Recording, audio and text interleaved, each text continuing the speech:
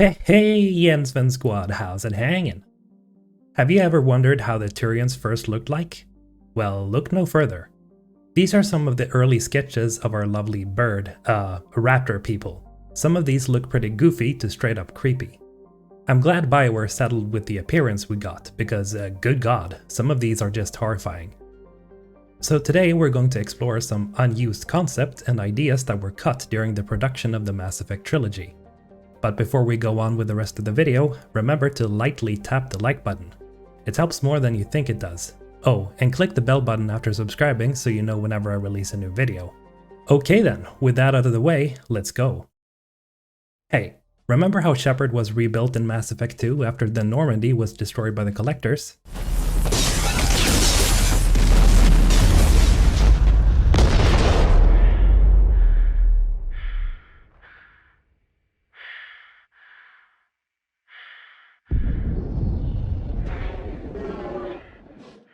Check this out. Early plans for our protagonist was that Shepard would turn to Reaper technology to accomplish his or her mission of stopping them. These concepts show how Shepard is getting steadily transformed by the Reapers. And this second concept art shows Ashley confronting Shepard at what might have been the end of the trilogy, or even earlier. All this should remind you of someone. Yes, the Illusive Man. I can't! I underestimated you, Shepard. What a... I warned you. Control is the means to survival. Control of the Reapers, and of you, if necessary. It looks like there was always going to be this idea of a main character getting corrupted by the Reapers. This is pretty cool too, as it could have given some credence to the indoctrination theory, where it's theorized that Shepard got more and more indoctrinated as time went on. Speaking of the Illusive Man, here's some early concepts of Tim himself getting completely turned by Reaper tech. Ugh, put that thing away, man. And since we're talking about corruption, take a look at this thing. Oh! This was supposedly an earlier concept for a race called the Huo-Mon. The Huo-Mon was described as being the most unrelatable alien race in Mass Effect, but they still tried their hardest in blending in. They did this by trying to copy the appearance of other races, but their real appearance was that of a fleshy mass that wriggled below the surface. It is pretty apparent that the Huo-Mon were inspired by the Thing, which is also a fleshy alien mass that copies the appearance of others. They also remind me of the Flood from Halo. I am a monument to all your sins. And the necromorphs from Dead Space. Fleshy monsters just disturbs the hell out of me, so I'm pretty glad these things didn't pop up. While we're on the subject of horrifying monsters, check this out. This very much looks like the early concepts for the Reaperized Elcor had we ever faced them in game. There were of course different versions of them, and this one in particular was actually made as a fan creation in the Spectre expansion mod, where you can fight it while it tries to defend itself with its gigantic shield.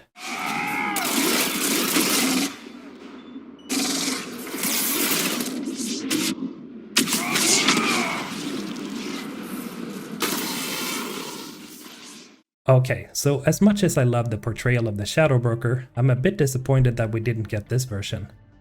This is supposedly also true for Matt Rhodes, as he saw the Shadow Broker being sort of an Ares in space. Ares, as some of you know, is the Greek god of war, and I can't even imagine how badass it would be fighting this thing. It really does look like an alien version of Ares, one who controls all conflict in the galaxy, and his power is also represented in his physical form. Sure, we still got that with the Yogg, but he felt more like a wild beast if anything.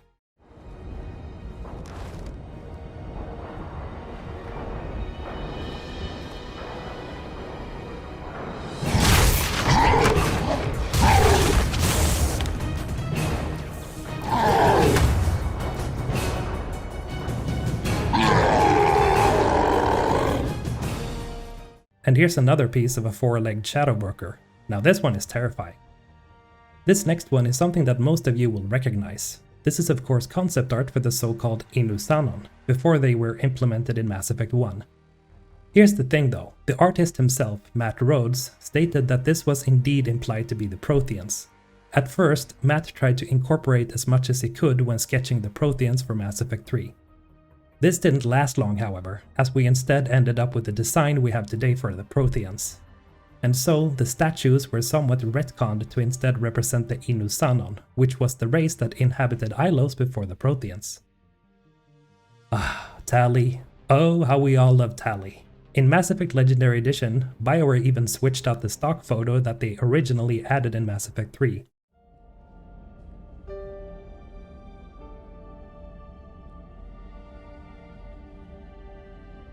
We finally had a real look at the girl behind the mask, and you know, it is better. But is it better than the original vision for her? This is the first real look at Tali without her suit, and according to Matt Rhodes, who's the artist responsible, this is his own headcanon to what she really looks like. There are some fan art here and there that represents her in other angles, and I mean, she could have turned out to be pretty cute.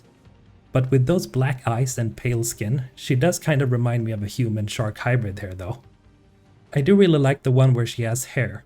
It definitely adds to her innocent nature.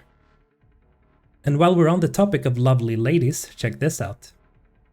Here we have different aspects of EDI while she was still being considered for Mass Effect 3. This one in particular is supposed to be a love letter to the android Pris from Blade Runner. What's your name? Pris. Mine's JF Sebastian. Hi. Hi. These ones are a little creepy as they look more like mannequins than an actual person. There was even ideas of literally hooking EDI up to the Normandy. I'll be honest, I'm pretty satisfied with the EDI we got. The only complaint you'll ever hear from me is that we never got the option to romance her. And now, my ladies and gentlemen, we have arrived at the final concepts. Behold, the Catalyst Chambers. According to Matt Rhodes, this art shows the chambers as sort of a golden lotus flower, opening up to reveal the secrets inside. It is pretty cool how the Reapers all seem to pause and gaze into the chambers, waiting for their judgment. Matt also made these pieces to represent the different ending choices. Here we have an interpretation of the control ending. And here we see Shepard having become sort of a machine god who's reluctantly sitting on a throne. That's pretty badass.